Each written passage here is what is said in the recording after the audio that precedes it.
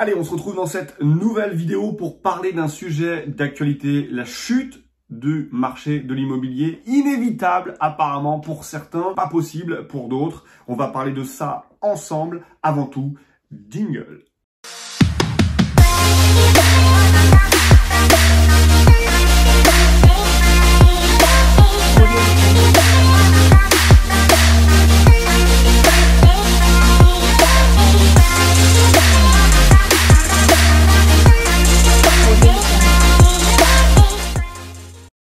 Allez, on se retrouve donc dans cette vidéo pour parler de la chute inévitable censée de l'immobilier. Je vous ai préparé deux scénarios. Un scénario qu'on va appeler de scénario réaliste, c'est-à-dire un scénario sur lequel je pense et j'ai ma propre opinion, elle reste la mienne, de ce qui va se passer dans les semaines, les mois, les années à venir. Et un scénario qui va être pessimiste, un scénario sur lequel on va pouvoir tirer des conclusions de ce qui pourrait se passer dans le pire des cas. Alors, ces scénarios, je les ai réalisés par rapport à ma propre expérience du terrain.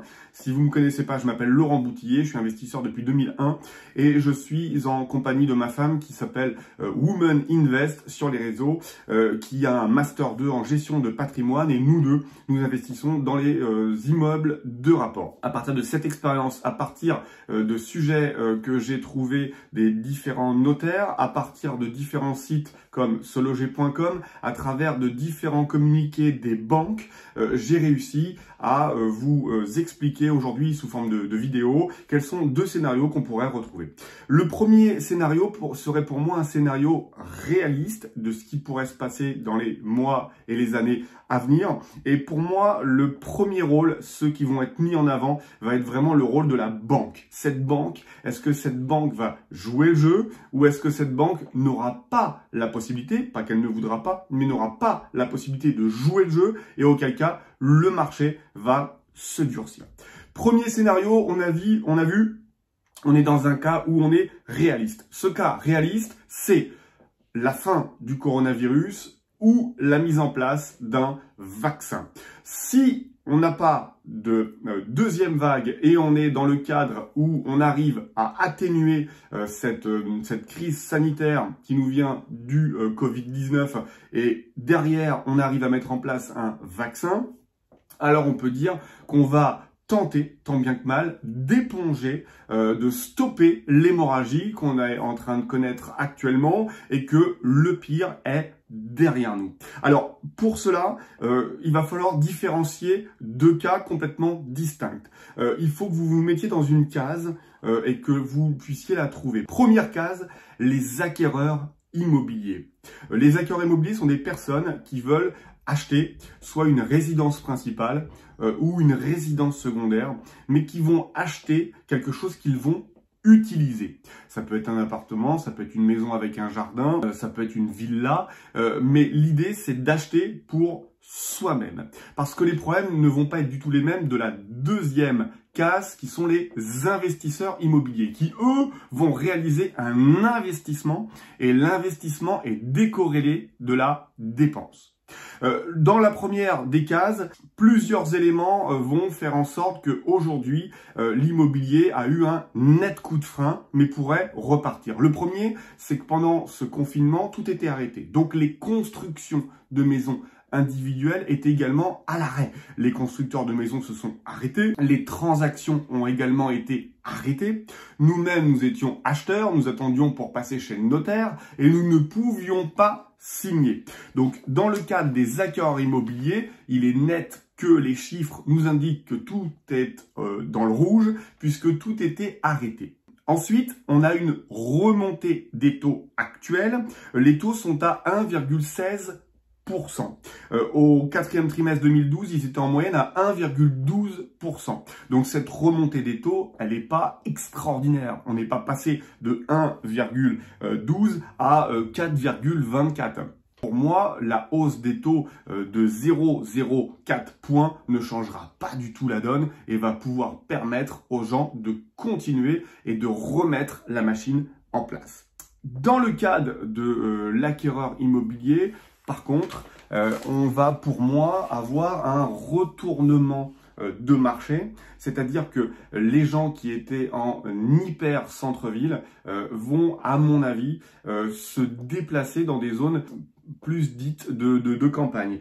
Sur seloger.com, on observe une consultation des annonces avec des maisons avec jardin en hausse de 60 à 65% par rapport à des appartements qui sont consultés entre 30 et 35%. Donc on se rend compte que finalement, on a une migration qui pourrait avoir lieu pour des personnes qui étaient en hypercentre et qui pourraient du coup se déplacer sur des campagnes. Alors, en ce cas, vous pourrez me dire, ok, super, donc en fait, situation réaliste, mais les gens vont se déplacer des hypercentres pour arriver vers des campagnes. Donc, quid l'hypercentre, qu'est-ce que ça va devenir? Est-ce que ça va devenir un no man's land? Alors pour ça, il y a l'APUR, qui est l'atelier parisien d'urbanisme, qui indique que si 25% des clients, enfin plutôt 25% des habitants des hypercentres venaient à partir en race campagne, elle avait la clientèle pour pouvoir proposer les biens qui deviendraient vacants dans les hypercentres. Donc vous le voyez encore, la boucle serait bouclée, on aurait une migration de certaines personnes d'une zone à une autre, et sur la première zone, on aurait des investisseurs qui seraient capables de venir investir ou occuper les biens sur cette zone. Au niveau des investisseurs immobiliers, qui est donc, je vous l'ai dit, différent de l'acquéreur immobilier, sur ce rôle réaliste, il faut savoir que dans l'investissement immobilier, nous avons une contrepartie. Quand on achète pour soi-même, on achète via l'effet de levier de la banque et on rembourse la banque. Ce qui veut dire que notre investissement est un passif dans le sens où il nous rapporte pas de l'argent. Si j'investis 100 000 euros, je paye 534 euros par mois pendant 20 ans. Je me suis donc endetté à hauteur de 534 euros par mois pendant 20 ans.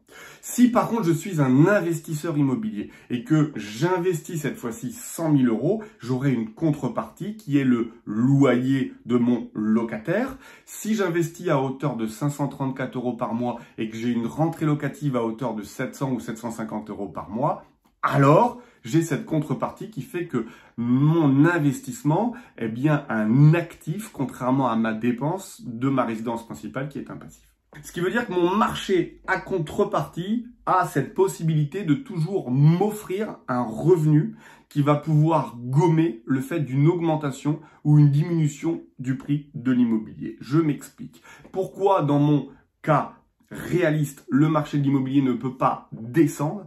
Parce qu'il y aura toujours des locataires qui seront là pour payer leur loyer, que ce soit des locataires professionnels, des locataires particuliers, qui seront là pour payer leur loyer et qui permettront à des investisseurs d'avoir un retour sur investissement.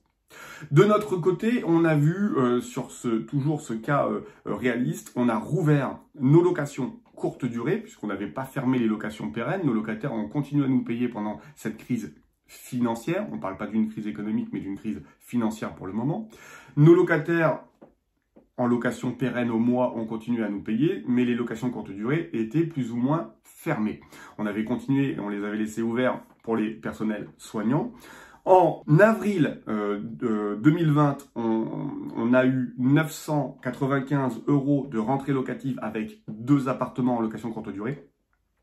Au 15 mai 2020, donc en 15 jours, on est à 3186 euros de rentrée locative sur 2 appartements sur 15 jours. Donc vous voyez, on a un rapport de 1 pour 3. Sortie de déconfinement, les gens se sont mis à réserver très vite pour pouvoir se déplacer. Alors par contre, on a une clientèle exclusivement française. On fait du franco-français dans nos locations courte durée. On n'a pas d'étrangers qui viennent se déplacer encore, mais on peut imaginer déjà sur les premiers bilans que l'on fait que les gens ont tendance à vouloir, après ce déconfinement, donc cet élastique qui s'ouvre, venir louer pour vivre une nouvelle expérience.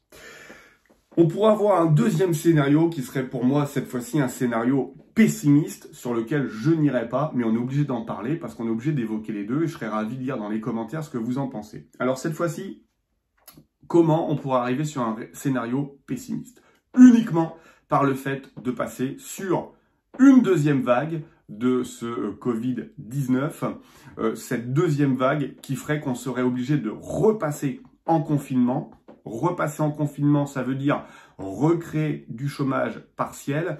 Et si on recrée un chômage partiel, on va recréer une baisse de revenus pour la majorité des personnes. Derrière l'effet domino, on aurait un problème pour les banques à pouvoir continuer à financer cette économie parce que si on repartait sur une deuxième vague, cette crise sanitaire pourrait se transformer en crise financière. Cette crise financière pourrait nous faire tomber en récession. Qui dit récession dit donc un problème pour les banques à pouvoir continuer à financer cette économie qui ne serait pas viable. Et cette fois-ci, si on a un problème avec les banques, clairement, ça va devenir très compliqué pour le marché de l'immobilier. On pourra avoir donc le premier effet qui se coule, on pourra avoir une hausse des taux. Cette hausse des taux ferait en sorte que le marché des acquéreurs aux revenus modestes ne pourrait pas accéder à la propriété. Donc plus de taux, plus d'intérêts, donc impossible pour certains revenus de pouvoir passer à la vitesse supérieure. Par contre, ils resteraient locataires et ça ferait l'affaire, j'ai envie de dire, des investisseurs immobiliers. Donc un accès à la propriété qui serait difficile et on pourrait connaître du coup la situation de 2008, vous savez, après pendant cette crise des subprimes, où on aurait un repli du marché de l'immobilier. Donc confinement prolongé, je vous l'ai dit, hausse du chômage, baisse des revenus. C'est ce qui pourrait être le scénario le plus pessimiste possible. Et ça, on va s'en rendre compte très très vite pour moi dans les semaines ou les mois qui arrivent. Alors, le prix de l'immobilier, en France, on ne sera pas tous logés à la même enseigne. Si on parle de baisse de prix, il est clair que les prix baisseraient d'abord dans des secteurs qui sont le plus touchés par cette crise. Le Covid-19 nous a empêchés de voyager, donc si ça nous a empêchés de voyager, on n'a pas utilisé les moyens de transport, on n'a de ce fait pas utilisé l'avion. Si on n'utilise pas l'avion, on pourrait imaginer que dans des villes où l'activité de l'aviation est très très forte, comme par exemple Toulouse, où effectivement on pourrait avoir une chute du prix de l'immobilier. Quand je dis chute, je m'entends, ça pourrait être quelques pourcents, donc on ne s'attende pas à baisser de 50% du prix de l'immobilier à Toulouse, je vous rassure tout de suite, puisque la demande serait telle en face que certains voudraient rentrer. Mais on peut imaginer des villes comme Toulouse qui baisserait peut-être un petit peu, qui n'est pas le cas peut-être de Paris, de Lyon ou de Nantes, avec un secteur qui est beaucoup plus diversifié. Alors, on peut imaginer par exemple qu'à Paris, on a le siège de Sanofi qui est présent avec plusieurs usines, dont une usine je pense à Compiègne, qui est une ville de l'Oise, où forcément, si Sanofi devait trouver le vaccin pour ce Covid-19, ça créerait encore de l'emploi, donc encore une demande pour loger beaucoup de personnes. Donc comme Paris, Lyon ou même Nantes, j'en ai parlé, sont des secteurs qui sont beaucoup plus diversifiés, clairement, on pourrait avoir cette fois-ci un maintien des prix de l'immobilier, voire une légère hausse quand ça repartirait. Alors qu'à Sochaux pour l'automobile, ou j'en ai parlé Toulouse pour l'aviation, ça pourrait être un petit peu plus compliqué le temps que la vague puisse retrouver son état normal. Voilà. Voilà pour cette vidéo, j'espère que ça vous a donné des idées, j'espère que ça vous a aidé. Si vous avez des questions, n'hésitez surtout pas dans les commentaires. Encore une fois, je vous le dis, on n'a pas de boule de cristal, on ne fait que des prévisions sur ce qui pourrait se passer. Je vous ai donné mon avis personnel, si vous ne l'avez pas compris, pour moi, on est sur un état réaliste, on va mettre du temps, mais si les banques jouent le jeu, si on a la possibilité, si on trouve un vaccin rapidement, pour moi, on va réussir à stopper dans un premier temps l'hémorragie. Stopper l'hémorragie, ça ne veut pas dire repartir de plus belle et on a tout oublié. Non, ça laissera des traces, clairement.